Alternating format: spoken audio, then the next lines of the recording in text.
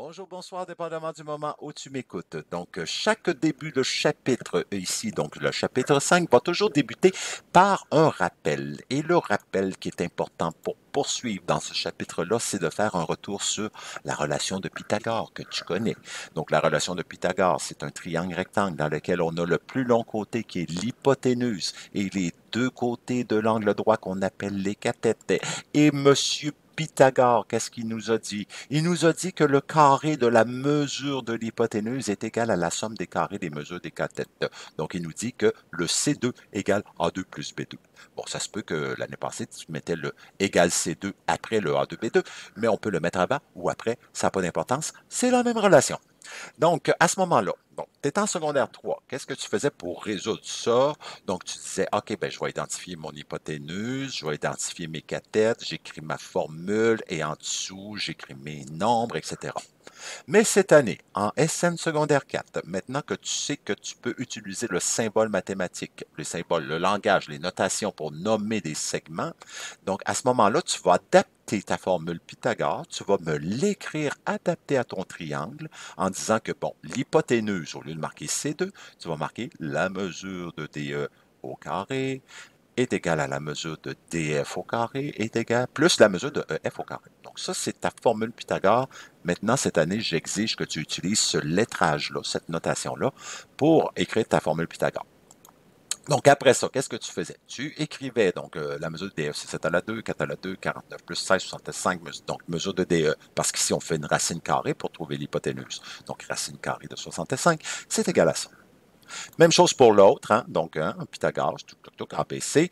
Donc là, cette fois-ci, le HI, c'est l'hypoténuse, donc les deux autres cathètes, donc voilà, tac, tac, tac. Oh, ici, le GI, là, au carré, il est inconnu, donc c'est une cathète qu'on cherchait. Donc rendu là, hein, on ne le voit pas, mais ici, on faisait moins 1764 d'un bord, moins 1764 de l'autre. Donc, 1152 est égal à ça au carré, donc racine carrée, ça me donne ça. Mais, parce que je t'exige cette formule-là de façon de l'écrire, je vais te simplifier la vie pour calculer Pythagore. Parce que comme tu vois, c'est 1, 2, 3, 4, 5, 6 étapes pour ça. Pas besoin de ça. Moi, je suis capable de te montrer qu'on peut calculer Pythagore en une seule étape. Et ça, c'est à partir de la calculatrice. Donc, calculatricement, comment on va faire pour calculer l'hypoténuse en un seul calcul, une seule étape, puis en appuyant sur Enter sur ta calculatrice pour avoir la réponse, voici comment tu vas faire. Donc, pour trouver l'hypoténuse, on sait que l'hypoténuse, c'est A2 plus B2. Donc, on additionne A2 plus B2, on fait la racine carrée et ça nous donne l'hypoténuse. Donc, voici, ça c'est la formule calculatrice pour trouver l'hypoténuse. Pour trouver l'hypoténuse, je fais racine carrée de A2 plus B2. Donc, voilà. Et là, tu vas m'indiquer, OK, qu'est-ce que je cherche? Je cherche la mesure de DE.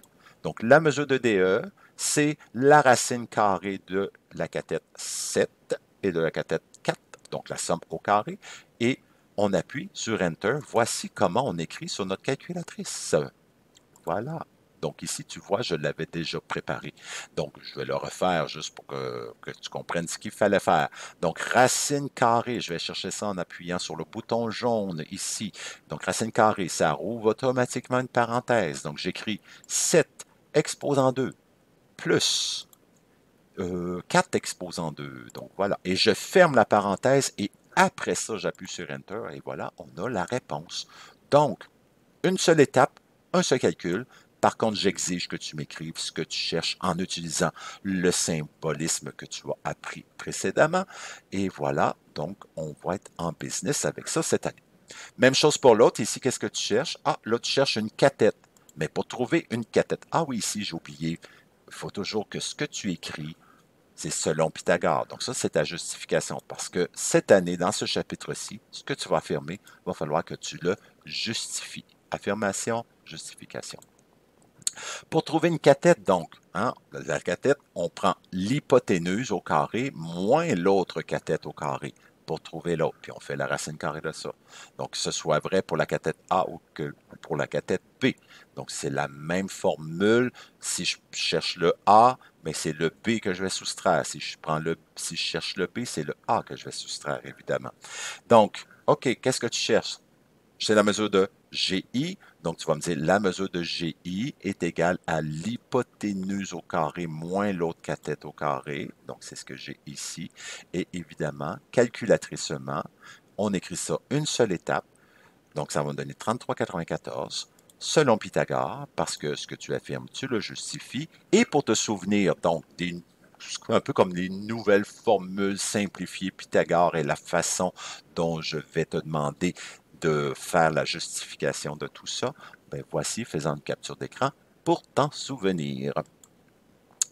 Et maintenant, la question existentielle ici, c'est est-ce que le triangle ABC est rectangle? C'est-à-dire, est-ce que l'angle C est droit?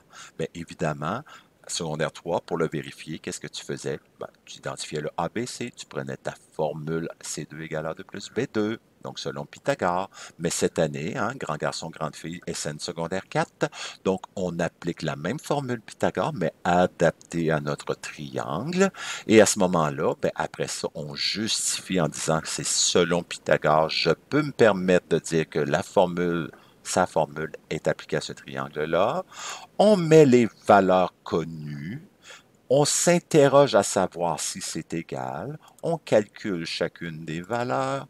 On vérifie si c'est vrai ou c'est pas vrai. Et si c'est vrai, donc on aurait pu avoir 169 égale 173. Donc ça m'aurait dit, ce n'est pas un triangle rectangle. Mais parce que c'est égal, c'est vrai.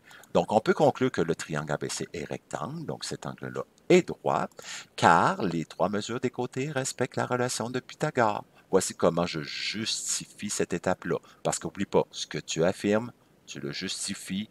Ça va être tout le long de ta vie de mathématicien, mathématicienne SN secondaire 4. Capture d'écran pour t'en souvenir. Et ça termine cette partie du chapitre. Sur ce, je te souhaite un bon travail.